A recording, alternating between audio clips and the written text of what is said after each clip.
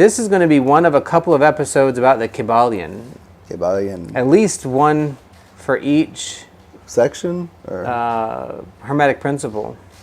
Principle. So to give you a little bit of a background, the Kybalion, the Hermetic philosophy by the three initiates, really is kind of like an underpinning. It's considered one of the, if not the oldest, Hermetic philosophy, or philosophy, I should say, of the world, of, you know, what is in existence and why the world is the way it is. So this particular version of it that I have is really nice because it gives a lot of information. And I know we each had a copy of this. So there are 7 principles that we're going to talk about. 7. And they are mentalism, correspondence, vibration, polarity, rhythm, cause and effect, and gender. And from my perspective, kind of in a nutshell, these are really about everything just being in constant movement, constant motion. Things are always and ever changing. They're never the same. And it forms, I don't know how else to phrase it other than to say it forms the basis of like my worldview and my system. I don't like, it's not like my practice base, but what it really is just a way to think about things and engage in things, and using it, I've been able to really feel like I understand the world better, and my own spiritualism.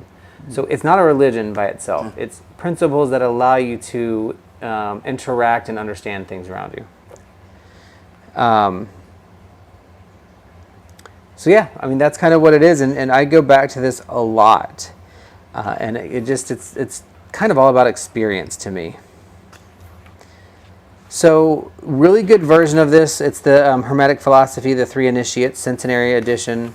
And we thought that we might be able to just have some good conversations about it.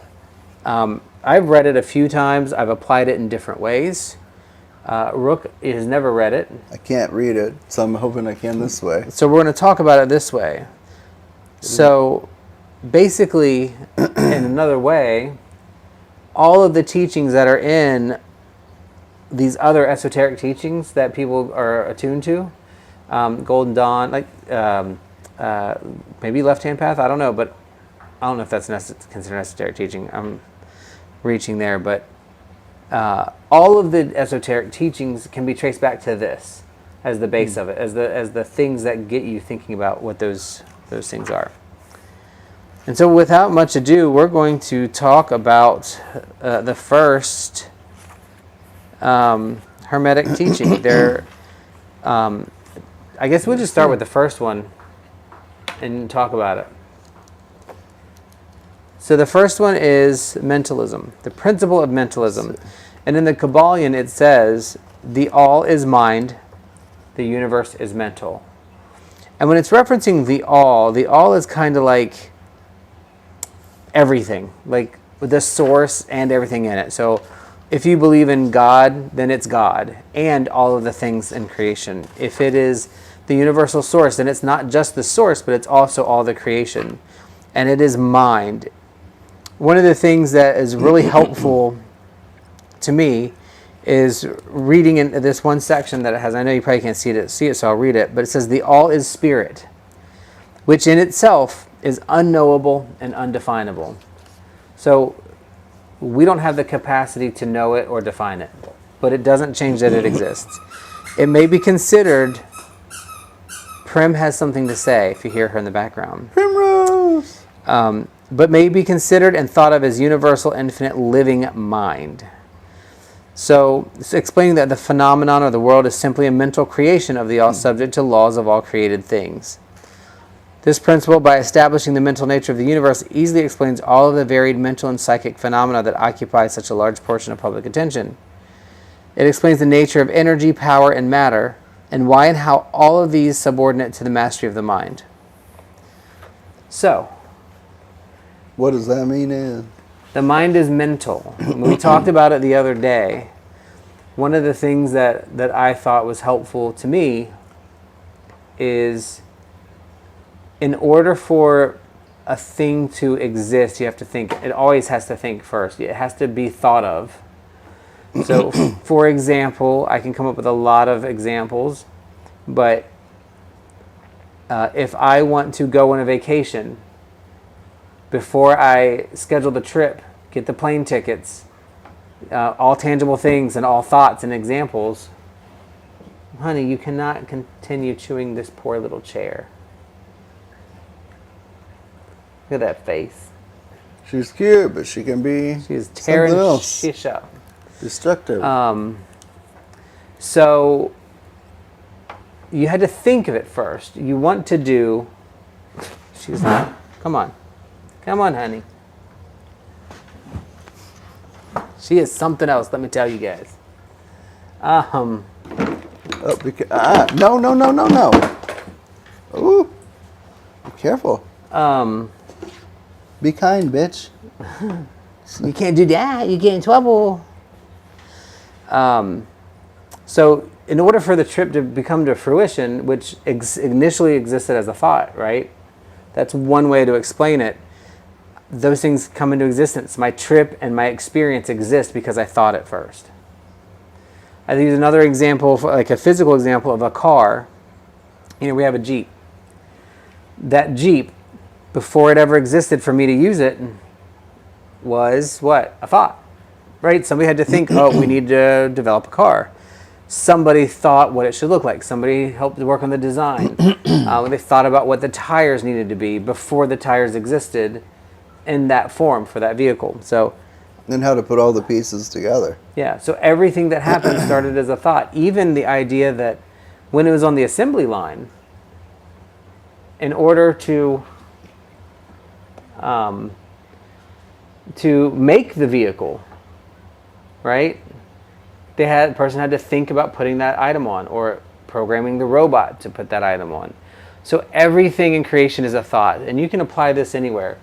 Let's look at this drink. Started as a thought, right? A&W didn't just zip into existence. Somebody thought it. And those things that we think also came from somewhere. So where do our thoughts come from? Where's the origination? That hoe over there. The all. Oh. Right? The all. Mm-hmm. So what are your thoughts on it? How is the all connected to the thoughts of things? Because the mind is mental. I don't know what that means. I'm trying to figure out the whole thing. Oh, because you were ready to throw down jokes, so I figured you were ready to go. Mentalism. She's so cute. I can't see very well because it's dark, but now where's the one that you read? The basic one. Run me up another one. You will probably want to go The all is mind, the universe is mental. page 14. Yeah, that's the one that doesn't 15 make actually. sense to me. Well, that's what I just explained, so I can go through it in a different way maybe. 13. Oh, I had it marked. This right here, Are you on page 15? I'm on page 14. Okay, now I'm on 15. And the all is mind, the universe is mental. Mm-hmm. So when you think about mentation, how does anything in your immediate environment exist? How do you make dinner? How do you go to work? How do you decide what to do at work? How do you create something? How do you do a tarot reading? How do you buy a car? How do you get a drink at the store? You have a thought. Steps. You have a thought. Mm-hmm. All of those things start with a thought, right? You can't do any of them if you don't think of doing it first. Right. So thinking creates the universe that way. But who thought up the universe? The all.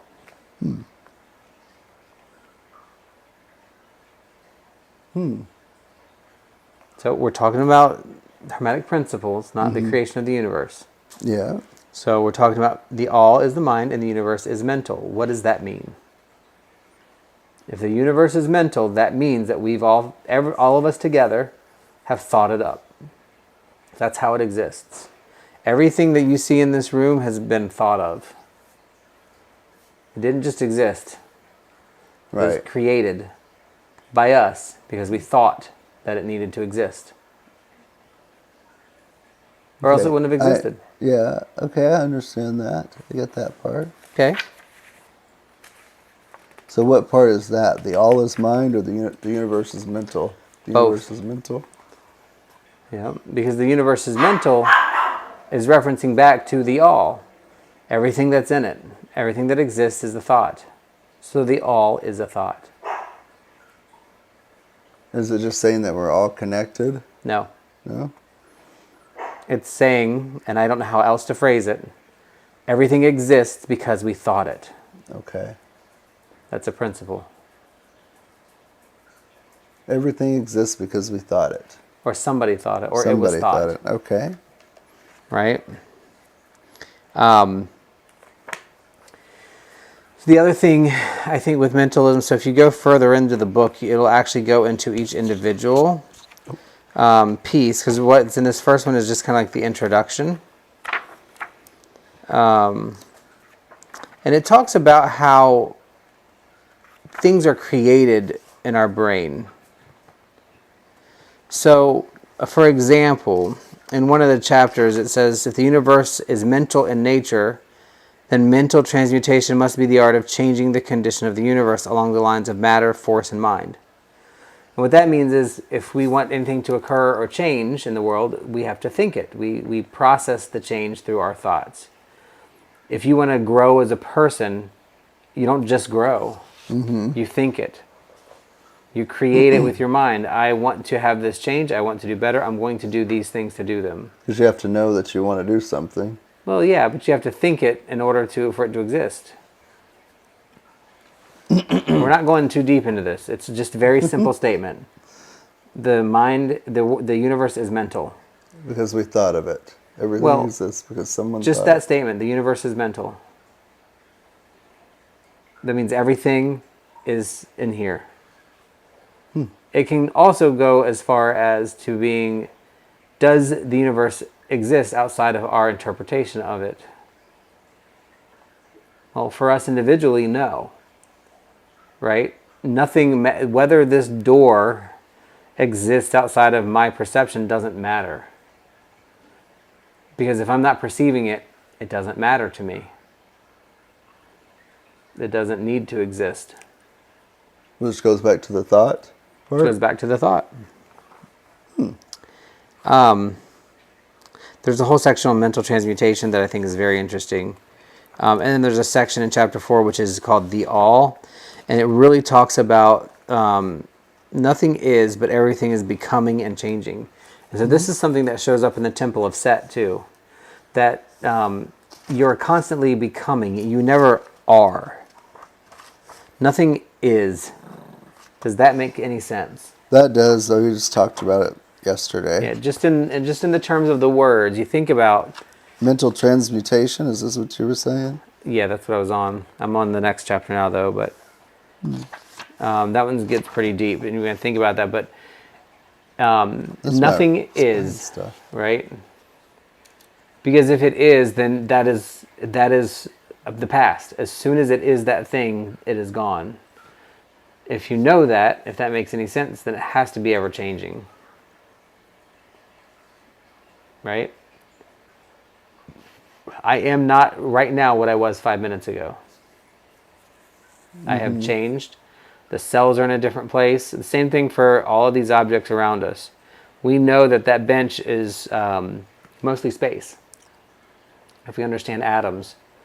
And we know that it's not, it's, even though it's there, its molecules are very slow moving, which is why it's a hard surface.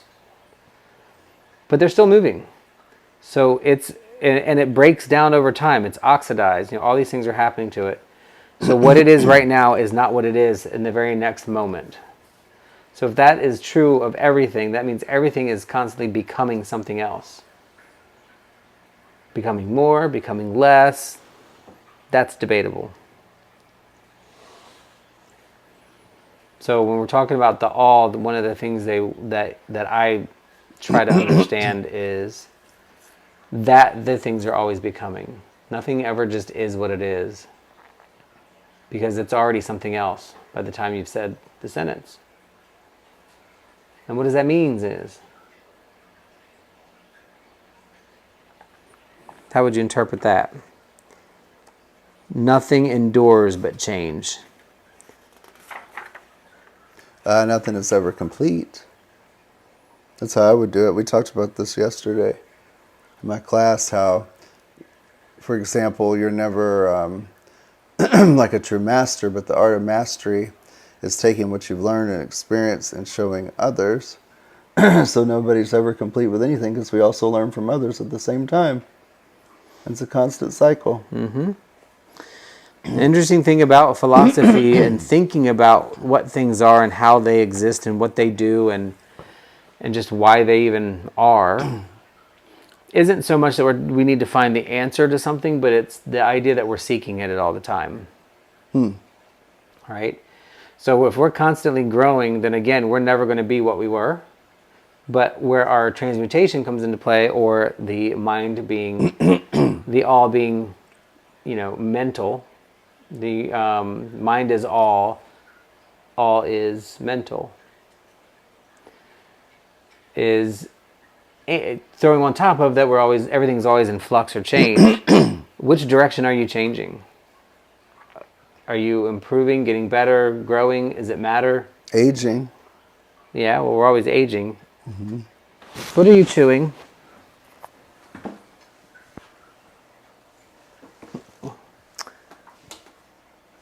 Hey, girly, I don't know what you're chewing. Little pretty. Look at it. No. Look at this monster. She's a monster.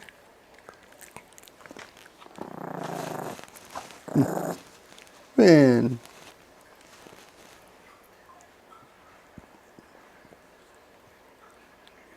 I don't know what you're chewing.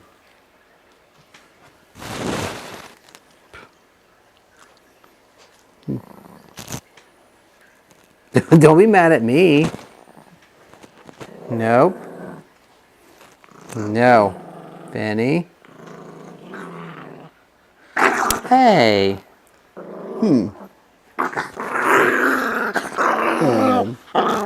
You're not very nice. You're not very nice.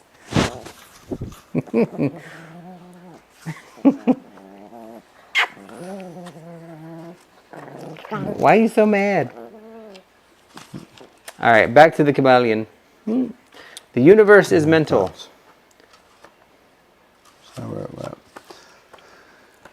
So it could be, for me, like everything really is all in our mind, because I might be seeing something differently than you, even though it's the same space and doing the same thing. That's very common, I think. I might not conceive, like literally, I think that's why people have disagreements a lot. That would make sense. Because their perceptions of something are different. And the frame of reference that they're applying to things is different. How I experience a thing is different than how you experience a thing. Like sounds, and we tune in and hear certain things different from what you do. We accuse all the time, are you listening to me? Maybe they were, but maybe they overheard another noise that came through more than your voice. Huh? That's a little different. I wonder who thought to write all this. And the three why? initiates, apparently. And why did they think of this stuff? Because they were thinking about life. That's what metaphysics is. That's what it's the search for the why of things. Ask why 5 times. No, don't do that. Poor Prim. He's okay. He loves you. He really does. What did you say? I had to put on my glasses. I said, I'm not going to hurt my eyes. Yeah, you shouldn't. So, in the Kybalion, we're still talking about the first principle. The universe is mental, but in the mind of the all. The all is mind, the universe is mental. Spirit is simply a name that men give to the highest conception of infinite living mind, basically meaning the real essence, the living mind, as much superior to life and mind as we know them, as the latter are superior to mechanical energy and matter. So they're speaking of the universe being just, the mental universe being just one step above, like the material universe that we have, and mechanical energy. So it's a different kind of energy, is the idea behind it. See, Bubby, you can coexist. That's not hurting you. Him can coexist, yeah. He's still grumpy. Yeah. One of the things I really like about thinking about the universe being mental is that if everything is a creation of somebody's mind and perception in the way that we want to look at things, that means we can very easily change it by changing our mindset. So I was going to ask that. So what is an everyday basic way that we can think of this? Like in day-to-day lives? Because we're not going to go around thinking the all is mind, the universe is mental, but in the concept of like real life and our times. I mean, why wouldn't you? I mean, I wouldn't go around thinking the all is mine in those words, like I'm not saying.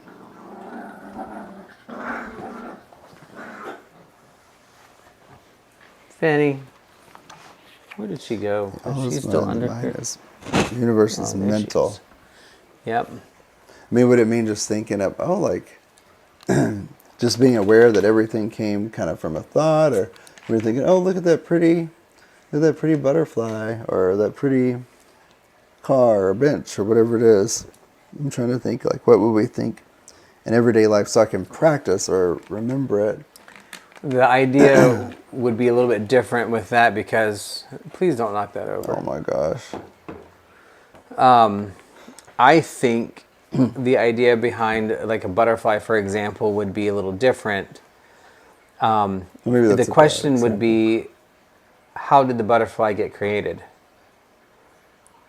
If it's the universe, then it was a thought. And not a thought like we think in our minds. It's the universe's thought, like the mentalness of the universe.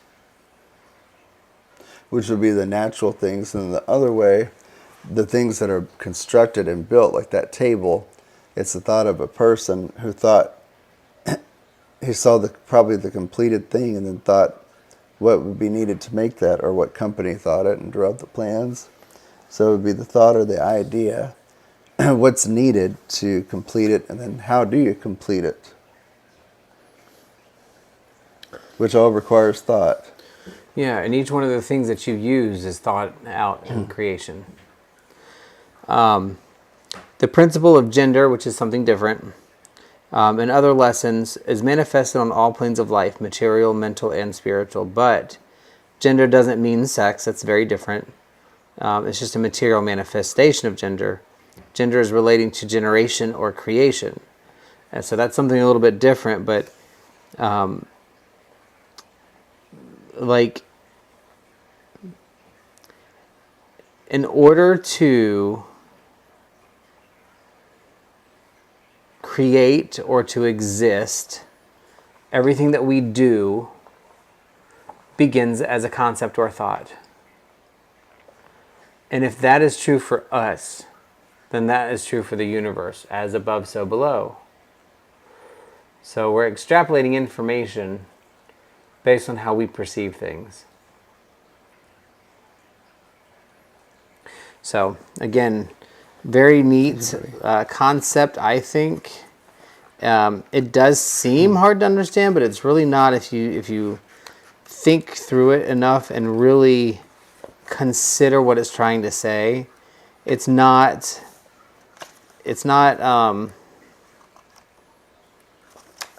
trying to like negate that things exist already without thought. So think like a tree. From a human perspective, in our ego, we didn't create the tree through thought. But if we create everything in our universe, then that also means somebody had to think us.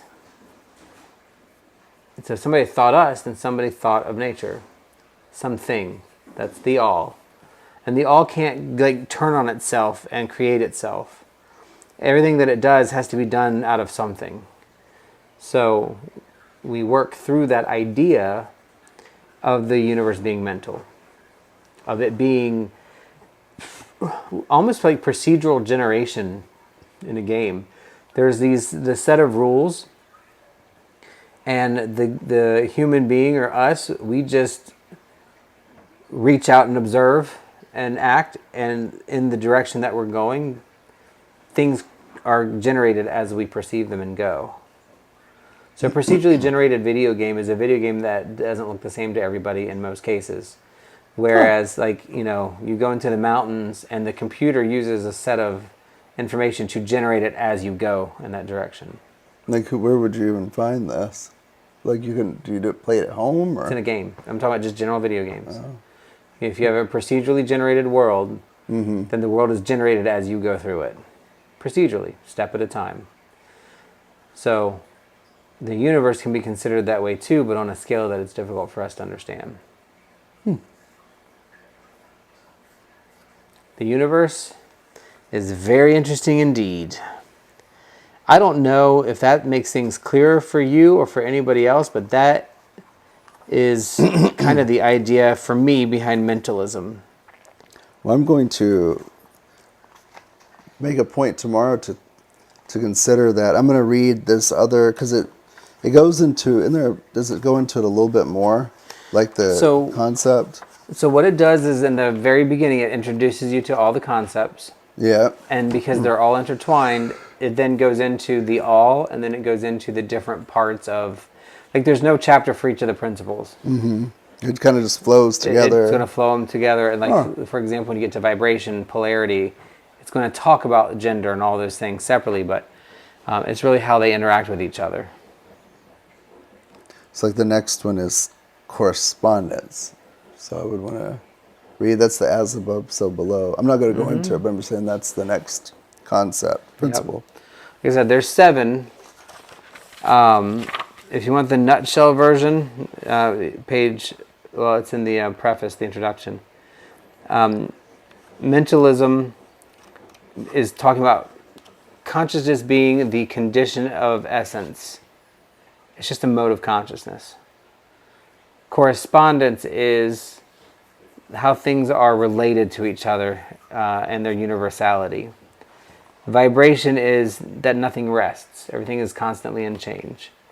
Polarity is when I talk a lot about same in nature, different degree. These are things that are inherently opposites of each other, but they're not opposites. They're actually the same thing, just at different levels. So when you start understanding that hot and cold are not opposites. Love, hate. Hot and cold are just more or less of one thing. And when you learn how they operate, you can switch one to the other very quickly. You can immediately change hate into love. The worst hate will immediately become the strongest love. Anger. The anger, yeah. Well, anger is more of an emotion, but... and then there's rhythm. Things are in flow. They're ebbs and tides. Things cycle in and cycle out. They breathe. And then cause and effect. Things that are created out of other things, like butterfly effect. Gender, that one's something I need to we'll spend more time on, because it's not about boy, girl, male, female. It's masculine, feminine, not as in sex, though, as in a very specific part of the energy.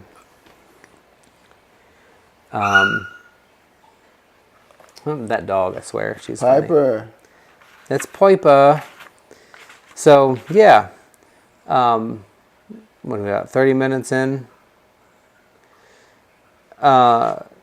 I do recommend reading the introduction and like all of it. Don't skip any of it. I probably need to do that.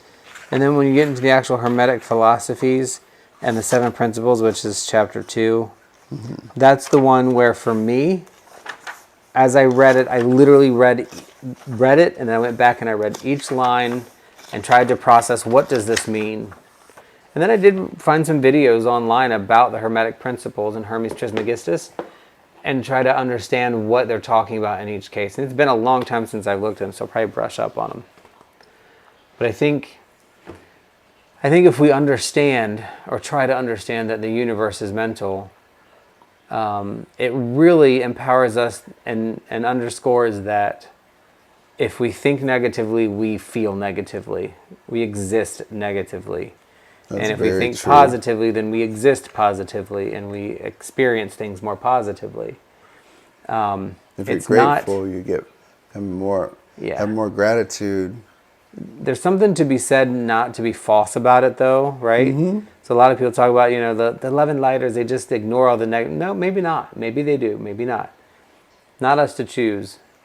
But perhaps they just recognize that having a negative attitude isn't going to give them any benefit.